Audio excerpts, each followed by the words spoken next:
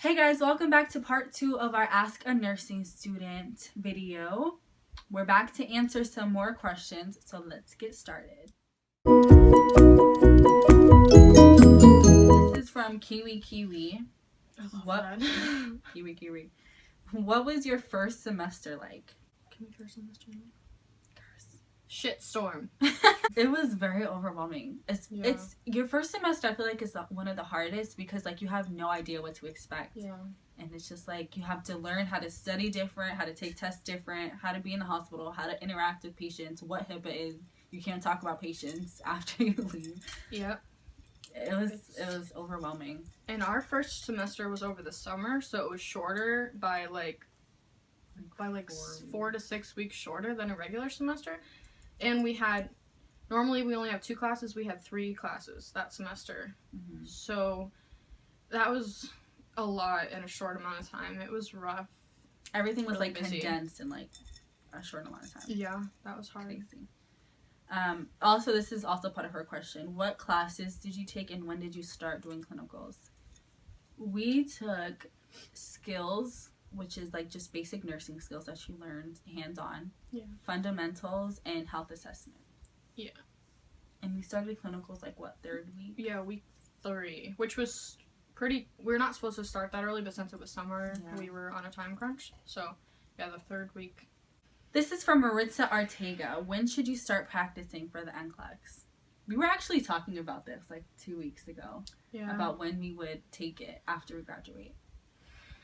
We're supposed to be graduating in August. We will. I don't know why graduating in August. Shame on me. We will. We will be graduating We're making in August. it out in August. In the beginning of August. So I want to wait like no more than 4 weeks to take it. How long are you going to wait? I'm probably going to be like 8 weeks at the latest, probably. 6 to 8 weeks after graduating, I'll take the NCLEX. But as for like, I don't know if it's saying like studying for it, probably during practicum.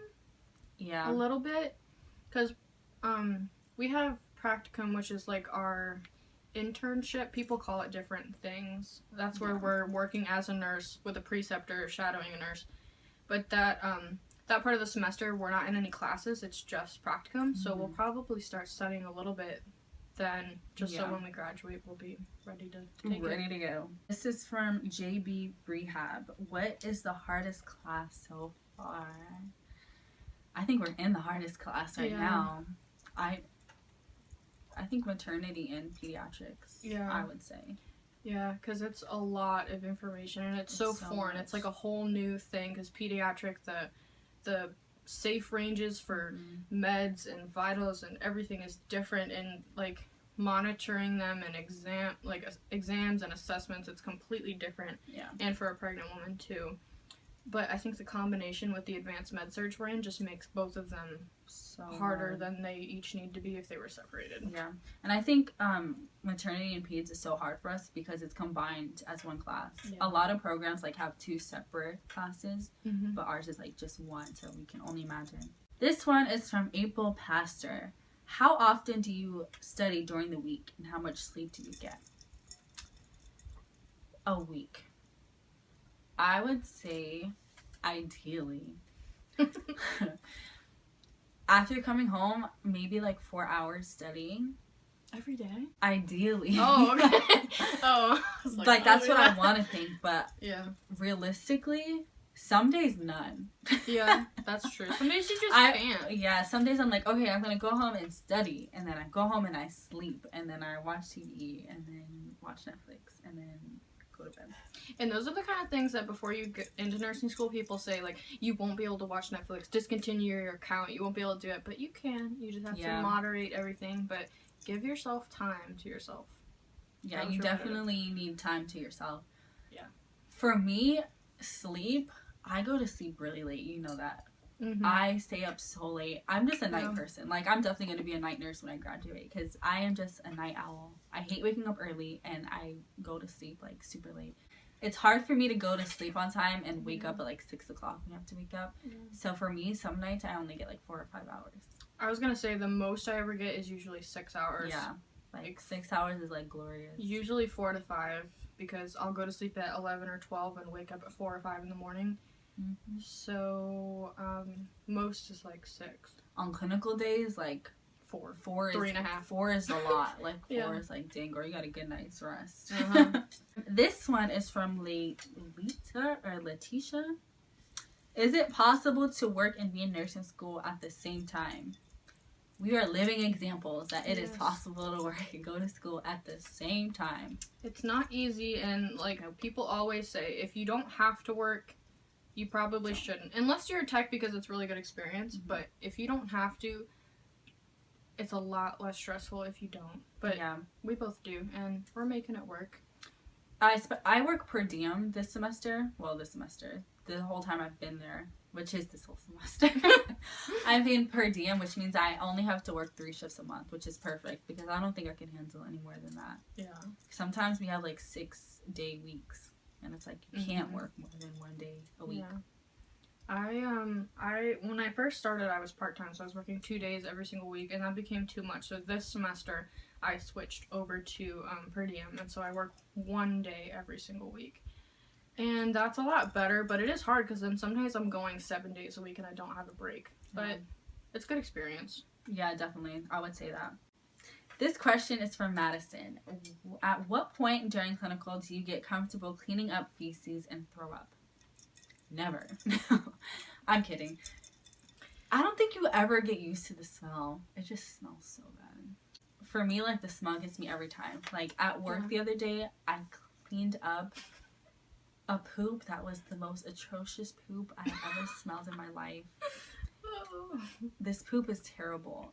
And it was so big. It was in a bedpan. TMI, but we're nurses, so whatever.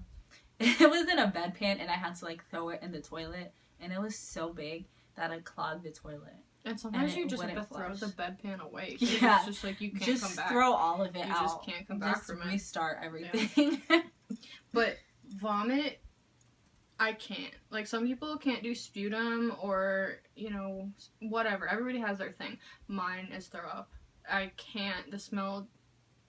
I haven't had to clean up throw up yet. I will try to get somebody else to clean it up for me, and I'll pay them back by doing something for them. But... yeah, I feel like throw up would, like, get me too. This one is from Maritza Ortega. What are your thoughts on being a labor and delivery nurse? I actually considered doing it at first, but after doing clinical, probably wouldn't go into it just because it's different than what I thought it was. It's kind of really stressful. I didn't realize how stressful it can be. It's really stressful, and my passion is with the babies too. And when you're in labor and delivery, you're focused on the mother the whole time. And once the mother has a baby, they're like brought to another unit. So then you have to like start with another mother baby. But I think it's beautiful. Like, I might do it for like a year or two. And those are things you could kind of switch back and forth between like peds and OB. That's her thing. That's not my thing. I would never go into either one of them. I don't. Nope. No, thank you. She don't like the babies. No. But she just finished her OB clinical and she's starting her pediatric, and I did the opposite. I just finished my pediatric and I'm going into OB. So that'll be interesting, but yeah, not my thing. This question is from Claudia Nicole. What is the best advice to give to students who are waiting to start nursing school? Study anatomy and physiology as much as you can. Yeah, that's good. Yeah. If you're waiting to go in, Because that's things... Those are things you don't think you'll really need to know, but it is so important, like the heart and like the structure of the lungs and everything, honestly, the GI system. Mm-hmm. You need to know it, and medical terminology. I had to take that class, but not everybody did. I took it, and I don't remember anything from it. It kind of comes back, though, when you hear words like megaly and like things like that. Like, it helps that you've had prior knowledge, but I would say one of the biggest things is get organized. Get your shit together, because get it together.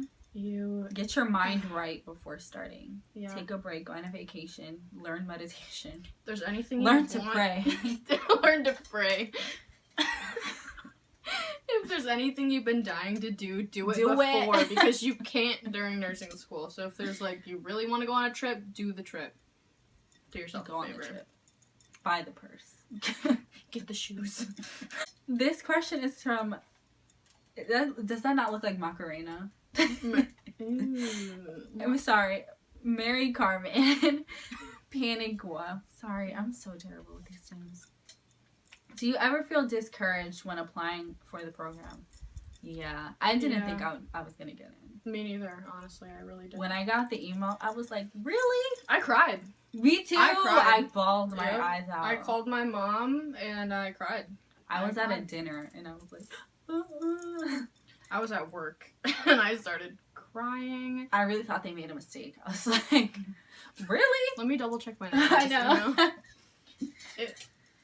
And you also have those advisors that tell you, like, you know, well, there's always respiratory therapy and there's always, you know, whatever. And nothing against respiratory therapy. No, but it's just like that's not what what I want to do. I don't know why advisors try to like discourage you so much. I don't know either. It's kind of disrespectful. Yeah. Rude.